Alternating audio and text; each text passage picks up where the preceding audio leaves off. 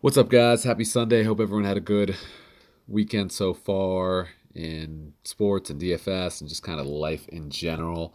Gonna get this video up early for the early three-game slate and get another video up later on with kind of going position by position for the main slate this evening. But before I get into it, throw a thumbs up on the video. That's always appreciated. Hit the subscribe button and the bell so you can get all the alerts when I drop new content. And follow me on Twitter and Instagram at the DFS Picks. But I'll hop right into this slate and we'll get started with center at Towns. Cat has just been killing it recently. Uh, 6 straight games, 50 or more. Three of them just ridiculous. Atlanta, Miami, New Orleans. He's had a great run. He's going to be priced up a little bit higher today at 10-3, but it's a good matchup against McGee and the Lakers. He's a much better athlete than McGee is, and he should be able to dominate in that.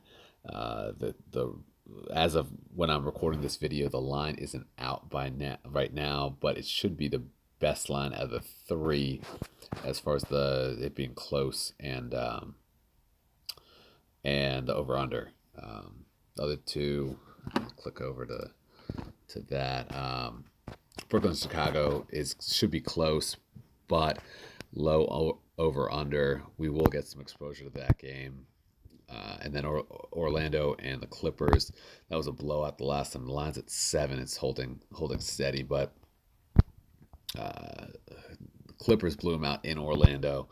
I expect it to be a similar kind of matchup. Maybe not quite as bad in that game. Aaron Gordon wasn't that effective, but I digress a little bit. Back to Towns. He's been killing it lately. I don't see why that doesn't continue here, especially without Covington in the game. He's out for a couple weeks, and then Derrick Rose is questionable. Teague will play, but he'll have some usage go his way that Covington normally has, and then Derrick Rose as well. So get him in there at 10-3.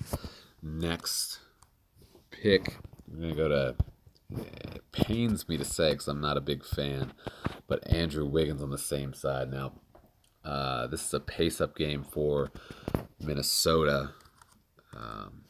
The Lakers are third in the league in pace of play, and so that helps get Minnesota moving faster. But you'll see in the game log, 3 out of the last 5, he's a cash value, and this is a good matchup for him. Pace up. Last time they played, he had 40, and he's getting more minutes now than he was at that point. I don't think he has it on the game log on here, but he's going to get a little more usage with Rose and Covington out, and 40 is about what I expect from him, especially this one is going to be at home. So should be a good one for him, especially at 6,100 where he's down 500 from the last game at Orlando. So lock him in. And then we'll go up to shooting guard and Lou Williams at 6,500. Good matchup again for him. A slower pace. Orlando plays at one of the slowest paces in the league, but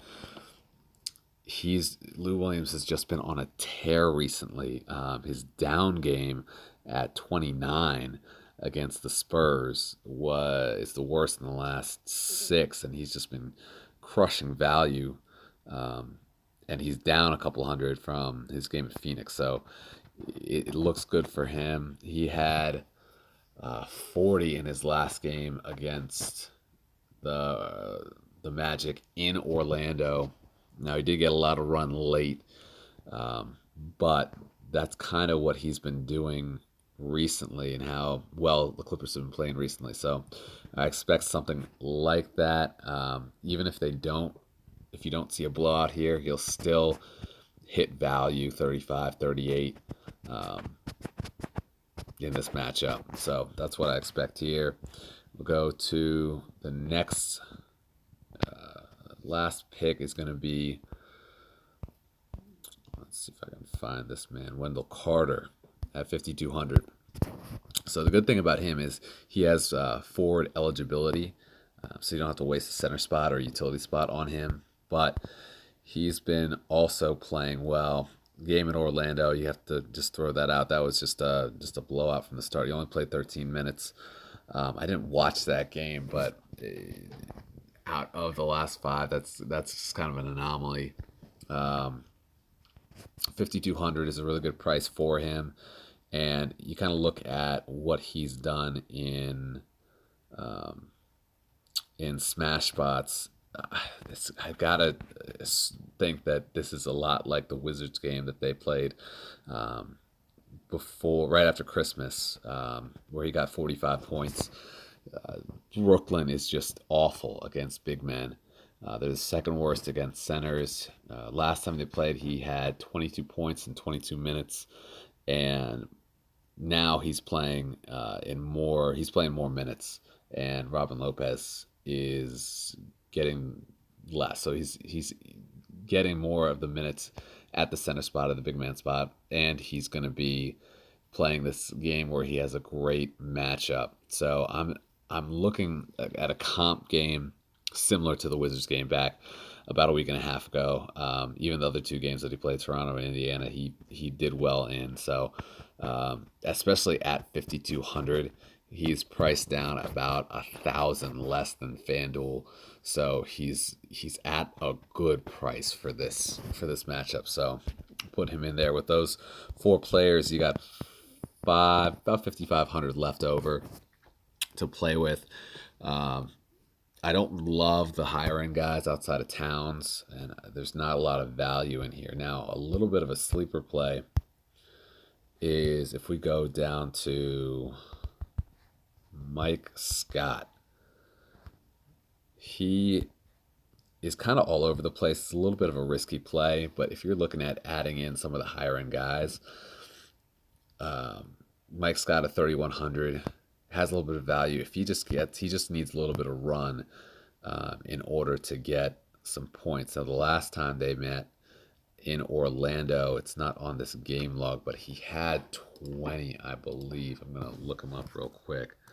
But if he gets the minutes, he can put up some points. I'm a Wizards fan. He used to play for the Wizards last year. Coming off the bench, if he gets going with his jumper, he has a propensity to, he can get 18, 20 points without a problem if he gets 15, 18 minutes. And I do expect it to be a blowout. So he'll get that late run. So it looks like 18 points the last matchup when they were in Orlando.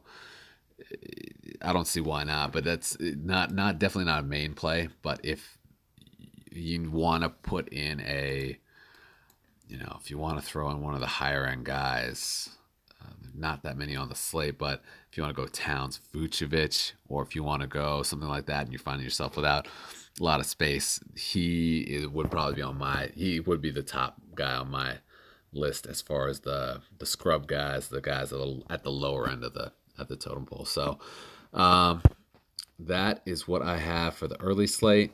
If you have any questions or comments, put them in the comments down below or message me on Instagram or Twitter.